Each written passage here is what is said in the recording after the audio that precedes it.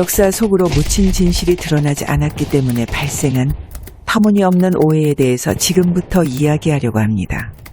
카이사르 암살 당시 19살이었던 옥타비아누스가 대권을 물려받았다는 오해가 성립될 수 있었던 4개의 변수에 대해서 이미 말한 바 있습니다. 첫 번째 변수는 마르쿠스 안토니우스가 자기도 암살 대상이었다는 사실을 모르고 암살범들에게 관용과 포용 수혜자가 되게 한 실수였습니다.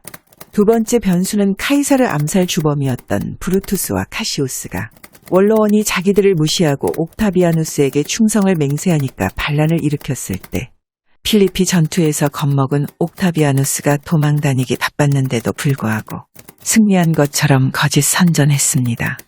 세 번째 변수는 시동생을 시켜서 옥타비아누스를 죽이려다가 들에 쫓기는 신세가 된 풀비아가 객사했다는 사실이 세상에 알려지면서 옥타비아누스는 유명세를 누리게 되었습니다. 네 번째 변수는 기원전 31년 마르쿠스 안토니우스에게 지원군을 전달할 것처럼 악티움 고지로 오게 하고는 뒤통수를 치는 수법으로 안토니우스를 파멸시킨 다음 내전을 종식시킨 것처럼 거짓 선전했기 때문에 옥타비아누스가 위대한 영웅으로 추대받게 되었습니다. 이처럼 옥타비아누스 배후 세력이었던 마이케나스와 호라티우스는 여러 차례 허위사실을 유포하면서 제정로마 기틀을 마련했을 뿐만 아니라 옥타비아누스를 정략결혼에 이용하면서 권세를 누렸습니다. 기원전 49년 1월 7일 원로원은 최종 권고라는 이상한 공문을 갈리아 총독 카이사르에게 보낸 적이 있었습니다. 군단을 해산하고 귀국할 것을 명령합니다.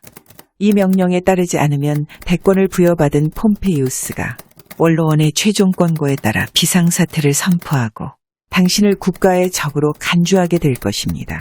메시지를 보내기에 앞서 원로원은 시리아에 있던 폼페이우스를 로마로 오게 해서 비상사태를 선포할 것을 요구했습니다. 기원전 73년 검투사 노예 스파르타쿠스가 반란을 일으킨 이후 카푸아에 상주하는 2개 군단 병력을 로마 가까운 곳으로 이동할 것도 요구했습니다. 그런데도 폼페이우스는 비상사태를 선포하지 않았고 군대를 이동시키지도 않았습니다. 최종 권고 공문을 받은 다음 해 1월 12일 카이사르는 루비콘 강을 건넜습니다. 그러자 1월 17일 폼페이우스가 제일 먼저 로마를 떠났습니다. 자기가 로마에 있으면 전쟁은 불가피하다고 보았기 때문이었습니다. 다음 날 집정관 마르켈루스와 렌툴루스를 비롯하여 보스파 의원들과 그들에게 딸린 가족들로 구성된 비난 행렬이 아피아 국도를 따라 남쪽으로 길게 이어졌습니다. 2월 25일 폼페이우스는 남쪽 브린디시까지 후퇴했다가 3월 17일 바다 건너 그리스로 가버렸습니다. 폼페이우스를 만나려고 뒤따라갔던 카이사르가 19일 로마로 되돌아와서 불안해하는 시민들을 안심시키고 자신의 별장에 숨어있던 키케로를 찾아가서 회담 아닌 회담을 했습니다. 그런 일이 있고 나서 특별한 관직이 없었던 카이사르는 원로원 의원들이 피난을 갔기 때문에 유명무실해진 민중회의를 소집하고 선거인단을 구성한 다음 독재관이 되었습니다. 그 후 카이사르는 민중파라는 오해를 받게 되었습니다. 독재관은 집정관을 대신할 수 있는 위기관리 체제의 행정수반이었습니다. 독재관이 된 카이사르는 관용과 포용 정신에 입각한 정책을 발표하고 주조화폐를 발행했습니다. 고리대금업을 하던 원로원 의원들이 돈을 모조리 가지고 갔기 때문이었습니다. 이듬해 원로원 의원들이 하나둘 돌아오면서 다시금 집정관의 입후보에서 당선되었습니다. 그해 12월 13일 폼페이우스를 만날 요량으로 로마를 떠났습니다. 그러나 원로원 보수 세력에게 둘러싸여 있었던 폼페이우스를 만날 수 없었습니다. 2년 후 카이사르는 새로운 질서를 수립하지 않으면 올바른 정치를 펼 수 없다는 점을 다시금 강조했습니다. 정치범들에 대한 보복성 폭력 근절을 막기 위하여 새 법도 만들었습니다. 사형 제도를 폐지하고 국외 추방으로 대신했습니다. 연좌제를 적용하지 않기로 하고 살생부도 만들지 않았습니다. 국가가 공황 상태가 되면 사람들은 일신상의 안전만 도모하게 된다면서 공황 상태가 발생하지 않도록 특별 조치를 강구했습니다. 이처럼 개혁을 단행하면서도 카이사르는 사석이나 공석이나 가리지 않고 폼페이우스에 대한 평가를 신중하게 했습니다. 단 한 번도 폼페이우스를 적으로 여기지 않았고 그를 함정에 빠뜨려서 제거할 생각이 없음을 분명히 했습니다. 폼페이우스 역시 막강한 군사력을 가지고 있었으면서도 카이사르와의 정면 충돌을 피했습니다. 몇 번의 교전이 있을 때마다 불필요한 병력 손실을 막으려고 후퇴하니까 병사들이 카이사르 쪽으로 도망가면서 폼페이우스는 망명지를 찾아다녀야 하는 최악의 상황으로까지 내몰리고 말았습니다. 폼페이우스는 이집트를 망명지로 생각하고 친서를 보냈습니다. 자신을 비롯하여 가족과 일행을 손님으로 받아줄 것을 요청했습니다. 그 당시 이집트는 11세 클레오파트라와 동생이 다스리고 있었습니다. 이처럼 어린 남매에게 도움을 청할 정도로 궁지에 몰려 있었습니다. 폼페이우스가 타고 온 5단층 갤리선이 부두 가까이 왔을 때 이집트 왕이 보낸 작은 거룻배가 다가왔습니다. 폼페이우스는 집정관 렌툴루스와 경호원 몇 명을 데리고 옮겨 탔습니다. 거룻배에는 그리스인 아킬라스와 예전에 폼페이우스 밑에서 백인대장을 지낸 셉티무스가 병사 몇 명과 함께 타고 있었습니다. 5단층 갤리선에 남아있던 사람들은 거룻배가 육지를 향해서 가는 모습을 지켜보고 있었습니다. 셉티무스가 폼페이우스 가까이 가서는 빗으로 찔렀습니다. 폼페이우스가 앞으로 고꾸라졌습니다. 폼페이우스와 함께 간다른 사람들도 연이어 칼을 맞고 쓰러졌습니다. 그 광경을 보고 5단층 갤리선 사람들이 급히 닻을 올려 바다 한가운데로 나아갔습니다. 폼페이우스 사망 소식을 전해 들은 카이사르가 이집트로 달려갔습니다. 그는 항아리에 담긴 폼페이우스의 머리와 금반지를 보고 하염없이 눈물을 흘렸습니다. 카이사르는 폼페이우스를 죽이고 칭찬을 듣고 싶어 하던 나의 어린 이집트 왕을 남쪽 어딘가로 추방하고 참모들이 셉티무스를 알아서 처리하라고 맡겼습니다. 관용과 포용 정신을 강조하던 카이사르였지만 폼페이우스의 허망한 죽음 앞에서 북받치는 감정을 억누를 수 없었던 겁니다. 그 당시 히스파니아에 있던 폼페이우스 장남 그나이우스와 차남 섹스투스는 카이사르에게 결사항쟁으로 맞서겠다면서 선전포고를 했습니다. 하지만 두 사람은 카이사르의 적수가 될 수 없었습니다. 장남은 히스파니아 남부지방에 문다 전투에서 전사했습니다.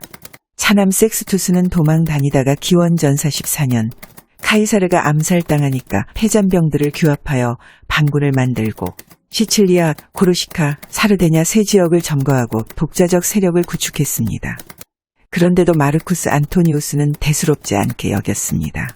그러나 옥타비아누스의 책사가 된 마이케나스는 섹스투스를 위험인물로 간주하고 정치적 술수를 부리기 시작했습니다. 스크리보니아는 죽은 그나이우스의 장인되는 사람의 누이였습니다. 마이케나스는 그녀와 옥타비아누스를 결혼시켜 그녀로 하여금 섹스투스와 연락을 닿게 한 다음 옥타비아누스로 하여금 섹스투스와 평화협정을 맺게 했습니다. 미세놈에서 섹스투스와 만난 옥타비아누스는 시칠리아, 코르시카, 사르데냐의 통치권을 양도한다는 협정을 맺고 헤어졌습니다. 이탈리아 반도 서쪽 티레니아 바다 해상권을 전부 양도한다는 협정이었습니다. 이처럼 섹스투스와 거짓 평화 협정을 맺고 마이케나스는 옥타비아누스로 하여금 알렉산드리아 마크 안토니에게 섹스투스가 해적질을 한다면서 전함을 보내라고 말했습니다. 해적을 소탕하고 함대를 돌려보내면서 2만여 병력도 함께 보낸다는 조건을 제시했습니다. 마르쿠스 안토니우스는 120척의 전함과 병력을 보냈습니다. 그 당시 함대사령관은 티베리우스 클라우디우스 네로였습니다. 옥타비아누스는 함대사령관을 수도 로마로 오게 하고 그 대신 마르쿠스 아그리빠를 보내 섹스투스와 싸우게 했습니다. 군사적으로 열세였던 섹스투스는 제대로 싸워보지도 못하고 도망 다니다가 소아시아에서 마르쿠스 안토니우스 소속 병사들에게 죽임을 당했습니다. 섹스투스가 죽으니까 옥타비아누스는 이용 가치가 없어진 스크리보니아와 이혼하고 함대사령관 아내 리비아와 다시 결혼했습니다. 그렇게 되니까 120척의 전함을 가지고 왔던 함대사령관은 졸지에 전함을 빼앗기고 부인도 빼앗기는 기가 막히고 절통한 일을 당하고 말았습니다. 재혼할 당시 옥타비아누스는 25세였고 리비아는 20세였습니다. 전 남편과 아들 티베리우스가 있었고 임신 7개월이라서 눈에 드러날 정도로 티가 났습니다. 그런데도 리비아는 전 남편을 헌신짝처럼 버리고 재혼을 했습니다. 여기에는 흥정을 붙이는 거간꾼이 있었고 그 당시 20세였던 리비아에게도 무슨 꿍꿍이 속이 있었습니다. 리비아는 사내 아이가 태어나기 무섭게 전 남편에게 보낸 때만 하더라도 옥타비아누스, 핏줄을 생산할 수 있다고 자만에 빠져 있었다고 봐야 합니다. 그런데 예상이 빗나가니까 전 남편이 죽고 고아가 된 8살 티베리우스와 드루수스를 오라고 했을 때 리비아의 꿍꿍이 속은 새로운 방법을 모색 중에 있었습니다. 마르쿠스 안토니우스 참모였던 티베리우스 생부가 아내로부터 이혼당하면서 함대 사령관직을 스스로 포기한 것처럼 만들어 놓았기 때문에 마르쿠스 안토니우스는 오른팔을 잃은 것이나 마찬가지였습니다. 그런데다가 또 다른 유언비어가 나돌고 있었습니다. 파르티아 원정을 핑계 삼아 카이사르가 책정한 군비를 안토니우스가 가로챘다면서 이집트 여왕 클레오파트라와 결혼하고 자식까지 낳았다는 소문이 나돌고 있었고, 안토니우스가 작성해서 베스타 신전에 맡겨놓았다는 거짓 유언장도 공개했습니다. 풀비아와 나 사이에서 태어난 아들 율루스 안토니우스와 옥타비아에게서 태어난 두 딸에게는 유산을 한 푼도 주지 말 것. 클레오파트라가 낳은 아이들에게만 줄 것.